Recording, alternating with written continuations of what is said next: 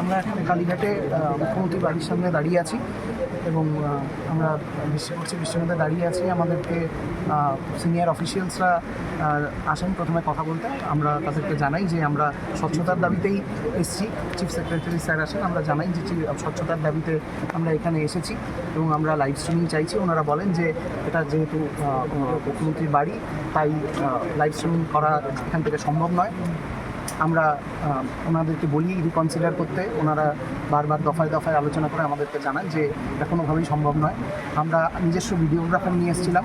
আমাদের ভিডিওগ্রাফারকে আমরা বলি যে ভেতরে নিয়ে যাওয়ার অ্যালাউ করতে এবং ভিডিওগ্রাফির ফুল প্রসেসটা যাতে আমরাও করতে পারি, দ্বিপাক্ষিক একটা যাতে ভিডিওগ্রাফির ব্যবস্থা হয়, সেই কথাটা আমরা ওনাদেরকে রিকোয়েস্ট করি।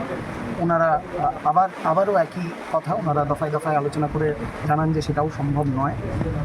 এরকম একটা জায়গায় গিয়ে আমরা ওনাদের কাছে খুব স্পষ্টত প্রশ্ন করে নাই যে ঠিক কী কারণে আমাদের ভিডিওগ্রাফারকে অ্যালাউ করা যাবে না। আমরা যেখানে এখানে দাঁড়িয়ে আছি এবং কন্টিনিউয়াস আমাদের ভিডিও তোলা হচ্ছে, তাতে ওনারা জানান যে এটা একটা সিকিউরিটি জোন, তার জন্য তোলা হচ্ছে। আমরা সে কথাও মেনে নিয়ে তাদেরকে জানাই যে তাহলে তাদের যে ভিডিও ওনারা তুলবেন বলছেন, সেই ভিডিওর সমস্ত ভিডিওগ্রাফি প্রসেসের সাথে আমাদের যাতে একজন প্রতিনিধি থাকে, যাতে কোনো রকম কোনো টেকনিক্যাল সমস্যা হলে সে যাতে ব্যাপারটা দেখতে পারে এবং তারপর পুরো মিটিংয়ের শেষে যেন পুরো ভিডিওটি আমাদেরকে হ্যান্ডওভার করা হয়।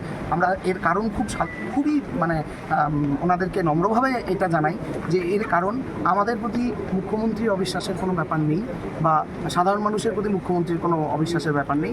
এটা আমাদের প্রতি আমাদের যে ডক্টরি মাস, যারা ডাক্তারি জনতা যারা এখন এই মুহূর্তে স্বাস্থ্য ভবনের সামনে রাস্তায় বসে আছে, তাদের কাছে জবাব দেওয়ার জন্য যে আমরা কী কথা বলেছি, এই উত্তরটি অত্যন্ত প্রয়োজন। কিন্তু অত্যন্ত দুঃখের সঙ্গে আমরা দেখছি যে এখনও আমরা অপেক্ষা করছি